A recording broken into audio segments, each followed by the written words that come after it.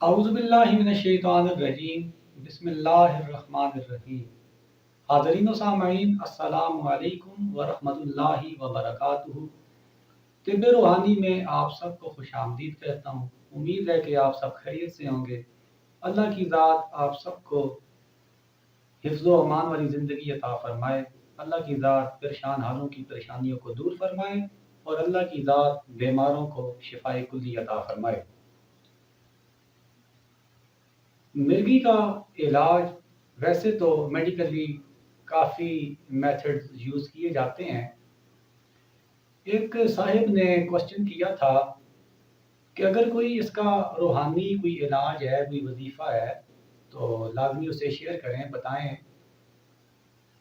تو بڑی تلاش کے بعد ایک وظیفہ آپ کی خدمت میں لے کے حاضر ہوگا، تو مناسب سمجھا کہ ایک ویڈیو بنا کے آپ کے سامنے پیش کر دی جائے تاکہ جمیع مسلمین و مسلمات جو بھی اس مسئلے کا شکار ہیں وہ اس سے فائدہ اٹھا سکیں اور علاج اپنا جو ہے گھر کے اندر وظائف کی صورت میں بھی کر سکیں۔ تو یہ تو بہت ہی آسان علاج ہے۔ آپ نے کرنا اس طرح سے ہے کہ سب سے پہلے آپ نے وضو بنا لینا ہے۔ وضو کر کے اس کے بعد آپ نے یہ آیہ کریمہ آپ نے پڑھنی ہے۔ آیہ کریمہ کیا ہے؟ بسم اللہ الرحمن الرحیم۔ آپ نے غور سے سننا ہے۔ بسم اللہ الرحمن الرحیم، الف لام میم صاد طا سین میم عین سین قاف یاسین والقرآن الحکیم حامیم عین سین قاف نون والقلم وما یسطرون۔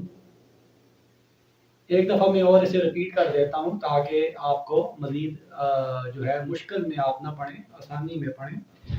الف لام میم صاد طا سین میم کاف ہا یا عین صاد یاسین والقرآن الحکیم حامیم عین سین قاف نون والقلم وما یسطرون۔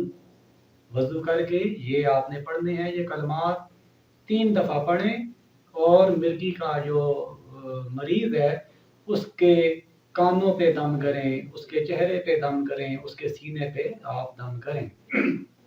اور اس عمل کو آپ نے روزانہ 3 دفعہ کرنا ہے، ٹھیک ہے جی۔ اول آخر آپ درود شریف پڑھ لیں ایک دفعہ، درمیان میں 3 دفعہ یہ آیت یہ کلمات آپ نے پڑھنے ہیں۔